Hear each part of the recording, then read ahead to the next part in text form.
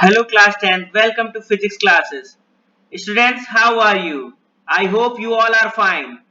Today, the new chapter number 2, NCERT book, chapter number 10.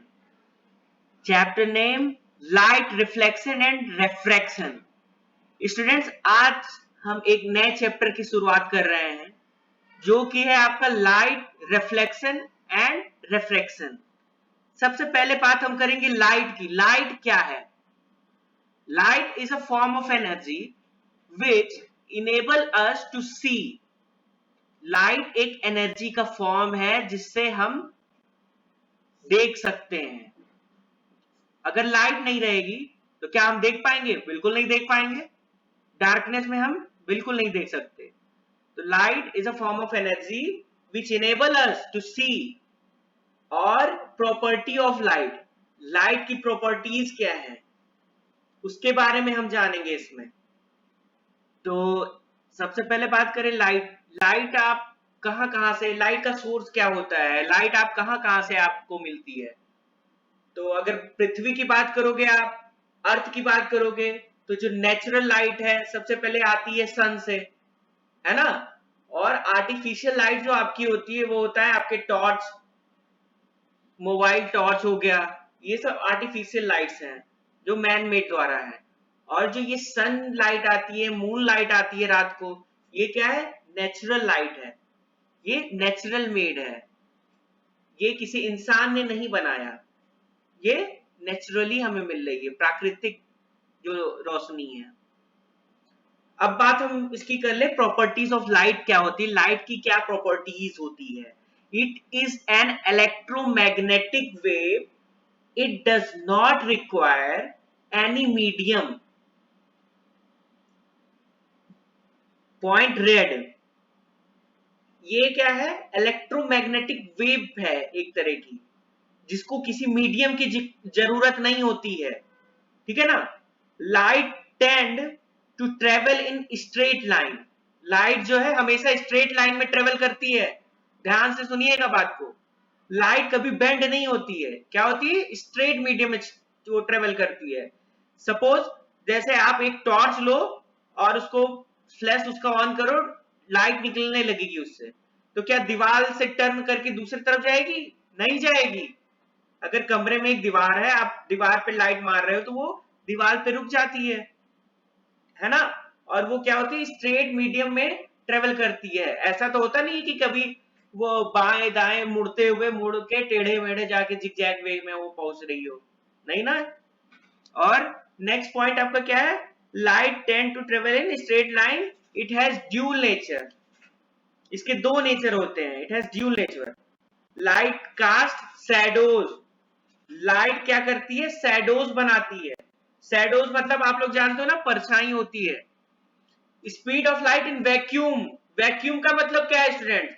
Vacuum का मतलब होता है एयर में, है ना, vacuum air. Speed of light in air या फिर वैक्यूम कह लो। तो लाइट की स्पीड जो होती है वो मैं आपको बता दूं, लाइट की स्पीड क्या होती है?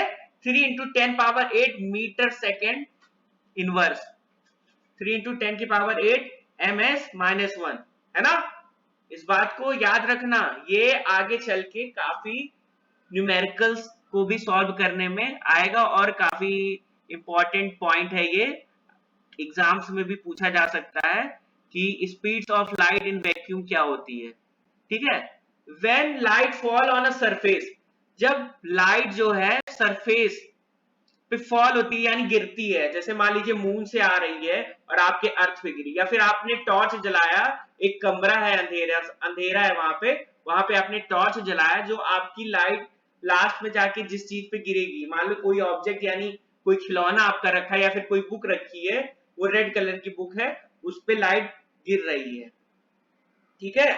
When light fall on a surface, तो क्या होगा? तो दो चीज होता है, पहला जो है रिफ्लेक्शन होगा, दूसरा रिफ्रैक्शन होगा। अब दो टॉपिक हमारे सामने आ गए, रिफ्लेक्शन एंड रिफ्रैक्शन।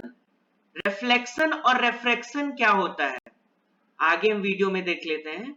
रिफ्लेक्शन और रिफ्रैक्शन ऑफ लाइट क्या होता है। तो सबसे पहले हम जानते हैं रिफ्लेक्शन ऑफ लाइट। रिफ्लेक्शन से आप समझ रहे हो, रिफ्लेक्टिंग। रिफ्लेक्टिंग क्या होता है? When a light bounce back after strike a polished surface, when a light bounce back after strike a polished surface, light किसी पॉलिश सरफेस पे पड़ती है तो क्या होता है, उसको जानने के लिए ये एक आप डायग्राम देखो। यहां पे क्या है, लॉ ऑफ रिफ्लेक्शन बताया जा रहा है आपको। लॉ ऑफ रिफ्लेक्शन क्या है? लॉज मतलब आप सभी लोग जानते हो, नियम होता है। इसको अगर हिंदी में आप कहोगे तो इसको हिंदी में क्या कहोगे? नियम, रिफ्लेक्शन, सिद्धांत। इंसिडेंट, ये एक मिरर है। मिरर जानते हो ना सभी लोग, शीशे को कहते हैं मिरर, यू ऑल नो। एक मिरर है जिसपे की लाइट पड़ रही है।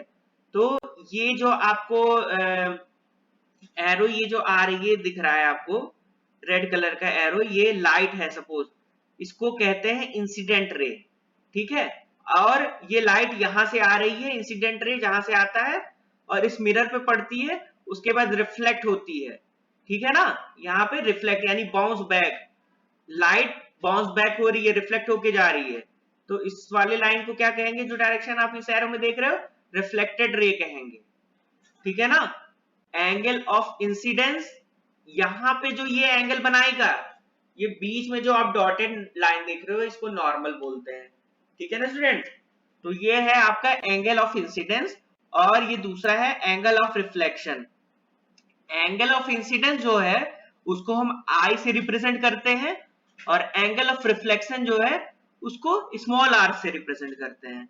यहां पे मिल गया हमें angle of incident equal to angle of reflection, यानी एंगल ऑफ इंसिडेंट और एंगल ऑफ रिफ्लेक्शन इक्वल होता है। एंगल ऑफ इंसिडेंट क्या होता है आपका, जो स्मॉल आई से आप रिप्रेजेंट करते हो, और angle of reflection small R से रिप्रेजेंट करते हो। ठीक है स्टूडेंट्स। तो यहाँ पे आपने देखा इस फिगर में, ये मिरर इंसिडेंट रे क्या होती है ये क्लियर हो गया आपको।